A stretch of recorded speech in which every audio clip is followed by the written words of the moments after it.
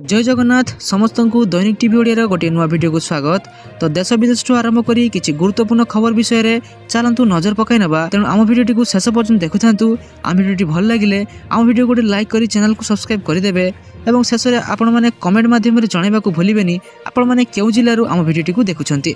चलंतु नजर पकाई नबा संपूर्ण खबर उपरे। गरम गुळीगुळी मध्य रे मौसुमी वर्षा को नेसला बड़ खबर। जून 4 तारिख अर्थात आज दक्षिण पश्चिम मौसुमी वायु केरल और तमिलनाडु किछि राज्य अंचल को छुईबार संभावना रही। एथिपाई पाग संपूर्ण अनुकूल रही बोली भारतीय पाणीपाग विज्ञान विभाग पक्षर सूचना दी जाइए।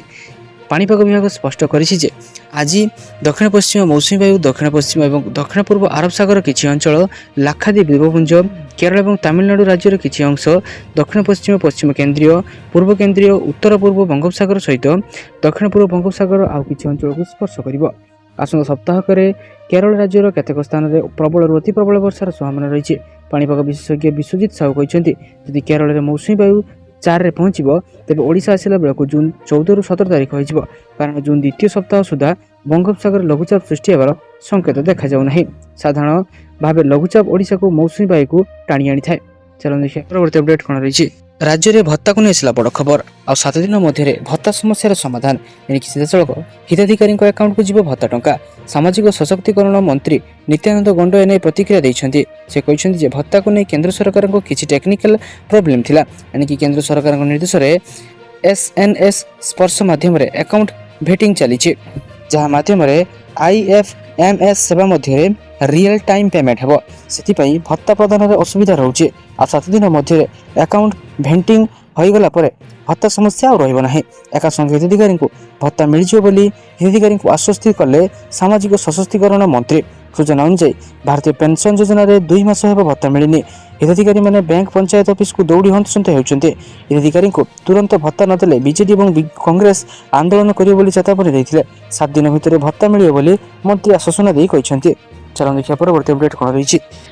सेपटे राज्य स्कूल खोलिबा को नहीं बड़ खबर। खरा छुट्टी सरिया पूर्व पहुंची जीव बही। खरा छुट्टी सरिया पूर्व स्कूल पिलामानक पाखरे पहुंचीब बही।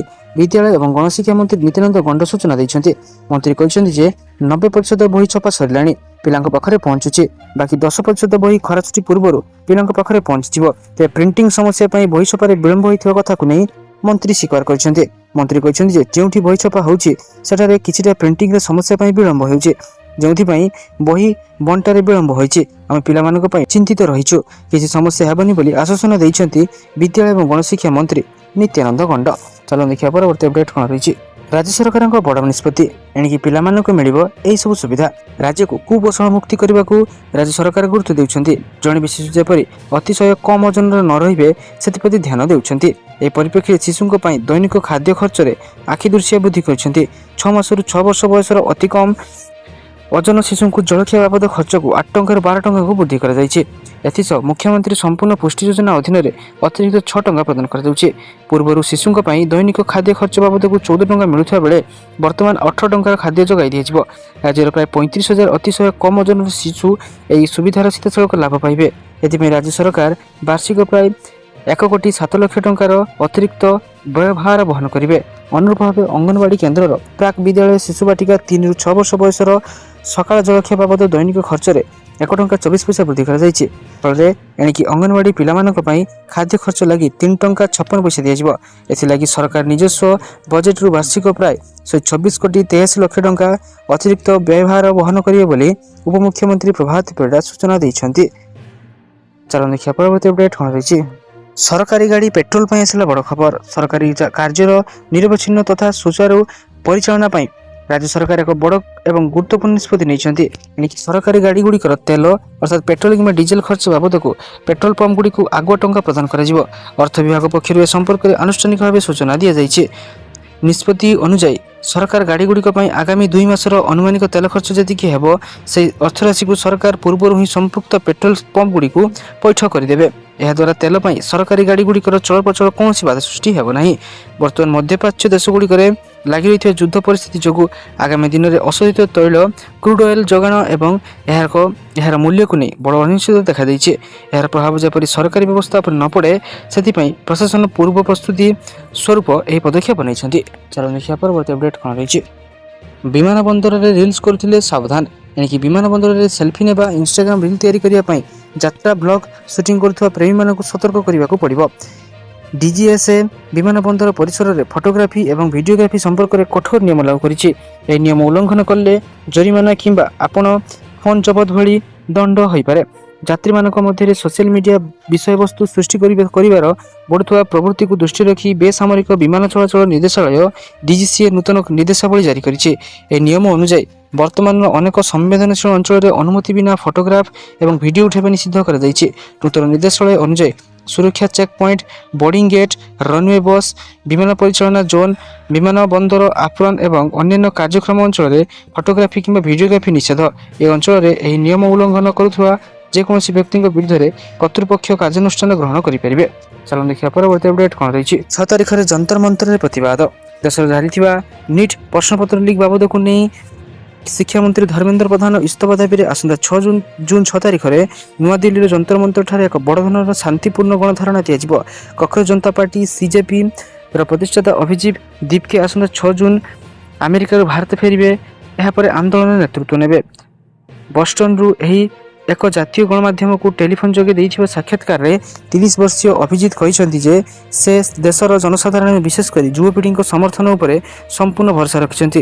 ନିଟ୍ ପେପର ଲିକ୍, CUET ଏବଂ CBSE ପରୀକ୍ଷା ପରିଚାଳନାରେ ହୋଇଥିବା ବିଭ୍ରାଟ ଯୋଗୁଁ ଯୁବ ସମାଜ ମଧ୍ୟରେ ତୀବ୍ର ଅସନ୍ତୋଷ ପ୍ରକାଶ ପାଇଛି। ଏହି ଆନ୍ଦୋଳନକୁ ଆହୁରି ଜୋରଦାର କରିବା ପାଇଁ ପ୍ରସିଦ୍ଧ ଜଳବାୟୁ ସାମଗ୍ରୀ ତଥା ଶିକ୍ଷା ସଂସ୍କାରକ ସୋନମ ୱାଙ୍ଗଚୁକ୍ ମଧ୍ୟ ଜୁନ୍ 6ରେ ଦିଲ୍ଲୀରେ ପହଞ୍ଚି ଅଭିଜିତଙ୍କ ସହ ଏହି ପ୍ରତିବାଦରେ ସାମିଲ ହେବେ ବୋଲି ସ୍ପଷ୍ଟ କରିଛନ୍ତି। ଚାଲନ୍ତୁ ଦେଖିବା ପରବର୍ତ୍ତୀ ଅପଡେଟ୍ କ'ଣ ରହିଛି।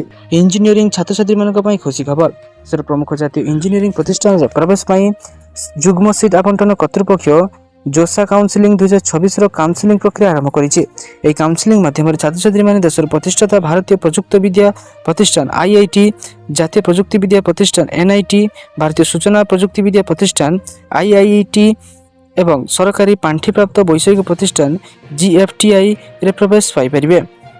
ଜୋସା ଦ୍ୱାରା ପ୍ରକାଶିତ ସରକାରୀ ସିଟ୍ ମାଟ୍ରିକ୍ସ ଅନୁଯାୟୀ ଚଳିତ ବର୍ଷ ଇଞ୍ଜିନିୟରିଂ ସିଟ୍ରେ ଏକ ବଡ଼ ବୃଦ୍ଧି ଘଟିଛି। ଇଞ୍ଜିନିୟରିଂ ଛାତ୍ରଛାତ୍ରୀମାନଙ୍କ ପାଇଁ ସବୁଠାରୁ ବଡ଼ ଖବର ହେଉଛି ଯେ ଦେଶର 23ଟି IITରେ ସିଟ୍ ସଂଖ୍ୟା 666 ବୃଦ୍ଧି ପାଇଛି। 2025 କାଉନସିଲିଂ ସେସନରେ IITରେ 18,160 ସିଟ୍ ଥିଲା, ଯାହା ଏବେ 2026 କାଉନସିଲିଂ ସେସନ ପାଇଁ 18,826କୁ ବୃଦ୍ଧି ପାଇଛି। ଏହା ସହିତ ପ୍ରଥମ ଥର ପାଇଁ ଜୋସ୍ କାଉନସିଲିଂ ମାଧ୍ୟମରେ IISc SP ବାଙ୍ଗାଲୋରରେ 125ଟି ବଟେକ୍ ସିଟ୍ ଯୋଡ଼ାଯାଇଛି। ଚାଲନ୍ତୁ ଦେଖିବା ପରବର୍ତ୍ତୀ ଅପଡେଟ୍ କ'ଣ ରହିଛି। ନିଶାଦ୍ରବ୍ୟ ବିକ୍ରି ଉପରେ ଲାଗିଲା ରୋକ। ଦିଗ୍ପହଣ୍ଡି ସହରରେ ନିଶାଦ୍ରବ୍ୟ ବିକ୍ରି ଉପରେ ଲାଗିବ ରୋକ। ସହରର ମୁଖ୍ୟ ରାସ୍ତା କଡ଼ରେ ଦେଶୀ ଏବଂ ବିଦେଶୀ ମଦ ଦୋକାନଗୁଡ଼ିକ ବନ୍ଦ କରିବା ପାଇଁ NSC କାର୍ଯ୍ୟନିର୍ବାହୀ ଅଧିକାରୀଙ୍କ ନିର୍ଦ୍ଦେଶ ପରେ ଆକ୍ସନ ନିଆଯାଇଛି। ନୂଆ ବସ୍ଷ୍ଟାଣ୍ଡ, ପୁରୁଣା ବସ୍ଷ୍ଟାଣ୍ଡ ଏବଂ ପୁଞ୍ଜିକୟା ଛକରୁ 600 ମିଟର ଅବଧି ମଧ୍ୟରେ କୌଣସି ବିଦେଶୀ ଏବଂ ଦେଶୀ ମଦ ଦୋକାନ ସହ ଅନ୍ୟାନ୍ୟ ମାଦକ ଦ୍ରବ୍ୟ ବିକ୍ରୟ କରାଯାଇପାରିବ ନାହିଁ ବୋଲି ନିର୍ଦ୍ଦେଶନାମା ଜାରି ହୋଇଛି। ଏହାପରେ ସହରରେ 20ରୁ ଉର୍ଦ୍ଧ୍ୱ ସ୍ଥାନରେ ବେଆଇନ ମଦ ଦୋକାନ ବନ୍ଦ କରିଲା ପୋଲିସ। ଦିଗ୍ପହଣ୍ଡି, ପୁଞ୍ଜିକୟଂ ଛକ, ନୂଆ ବସ୍ଷ୍ଟାଣ୍ଡ, ପୁରୁଣା ବସ୍ଷ୍ଟାଣ୍ଡ ଇଲାକାରେ ଖୁଲମଖୁଲା ମଦ ବିକ୍ରି ହେଉଥିଲା। ଚାଲନ୍ତୁ ଦେଖିବା ପରବର୍ତ୍ତୀ ଅପଡେଟ୍ କ'ଣ ରହିଛି। 4 ହାଇକୋର୍ଟରେ ହେବ 12 ଜଜଙ୍କ ନିଯୁକ୍ତି। ସୁପ୍ରିମକୋର୍ଟ କଲେଜିୟମ ବୈଠକରେ 4 ରାଜ୍ୟଙ୍କ ହାଇକୋର୍ଟରେ ମିଳିଥିବା 12 ଜଜ୍ ପଦବୀରେ ନିଯୁକ୍ତି ଲାଗି ମଞ୍ଜୁରୀ ମିଳିଛି। ଏଥିରେ ବିଚାର ବିଭାଗୀୟ ଅଧିକାରୀ ଏବଂ ଓକିଲଙ୍କୁ ପଦୋନ୍ନତି ଦେଇ ଜଜ୍ ନିଯୁକ୍ତି କରିବା ସହିତ ଅତିରିକ୍ତ ଜଜ୍ମାନଙ୍କୁ ସ୍ଥାୟୀ କରିବାକୁ ମଧ୍ୟ ମଞ୍ଜୁରୀ ମିଳିଛି। କଲେଜିୟମଙ୍କ ଏହି ମଞ୍ଜୁରୀର ସମ୍ବନ୍ଧ କର୍ଣ୍ଣାଟକ, ହିମାଚଳ ପ୍ରଦେଶ, ମଧ୍ୟପ୍ରଦେଶ ଏବଂ ପଞ୍ଜାବ ଏବଂ ହରିୟାଣା କୋର୍ଟ ସମ୍ପର୍କିତ ରହିଛି। ପ୍ରଧାନ ବିଚାରପତିଙ୍କ ଅଧ୍ୟକ୍ଷତାରେ ଅନୁଷ୍ଠିତ କଲେଜିୟମ ବୈଠକରେ ଚିରାଗ ଭାନୁ ସିଂ, ଭୂପେଶ ଶର୍ମା ଏବଂ ଯୋଗେଶ ଜୟସ୍ୱାଲଙ୍କ ନାମକୁ ହିମାଚଳ ପ୍ରଦେଶ କୋର୍ଟରେ ବିଚାରପତି ଭାବେ ଅନୁମୋଦନ କରାଯାଇଛି। ଚାଲନ୍ତୁ ଦେଖିବା ପରବର୍ତ୍ତୀ ଅପଡେଟ୍ କ'ଣ ରହିଛି। ଓଡ଼ିଶାରେ ଏକ ଗୁରୁତ୍ୱପୂର୍ଣ୍ଣ ଉପକୂଳ ରାଜପଥ ପ୍ରକଳ୍ପକୁ ମଞ୍ଜୁରୀ କରିଛନ୍ତି କେନ୍ଦ୍ର ସରକାର। ପ୍ରଧାନମନ୍ତ୍ରୀ ଶ୍ରୀ ନରେନ୍ଦ୍ର ମୋଦିଙ୍କ ଅଧ୍ୟକ୍ଷତାରେ ଅନୁଷ୍ଠିତ ଆର୍ଥିକ ବ୍ୟାପାର ସଂକ୍ରାନ୍ତ କ୍ୟାବିନେଟ୍ କମିଟି ବୈଠକରେ ଏହି ପ୍ରସ୍ତାବକୁ ମଞ୍ଜୁରୀ କରାଯାଇଛି। ଓଡ଼ିଶାରେ ହାଇବ୍ରିଡ୍ ଆନ୍ୟୁଇଟି ମଡେଲ ମାଧ୍ୟମରେ ରାମେଶ୍ୱରମରୁ ପାରାଦୀପ ପର୍ଯ୍ୟନ୍ତ ନୂତନ ଉପକୂଳ ରାଜପଥ ତିଆରି ହେବ। ମୋଟ 160.18 କିଲୋମିଟର ଲମ୍ବ ଏହି ପ୍ରକଳ୍ପ ଲାଗି 8,300.79 କୋଟି ଟଙ୍କା ଖର୍ଚ୍ଚ କରିବାକୁ କ୍ୟାବିନେଟ୍ ନିଷ୍ପତ୍ତି ନେଇଛି।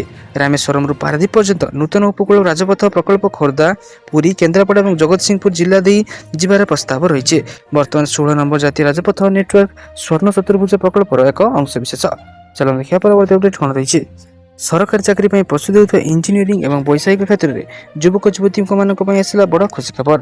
ଭାରତ ସଞ୍ଚାର ନିଗମ limited BSNL junior telecom officer JTO ପଦବୀ ପାଇଁ ଏକ ନିଯୁକ୍ତି ବିଜ୍ଞପ୍ତି ପ୍ରକାଶ ପାଇଛି।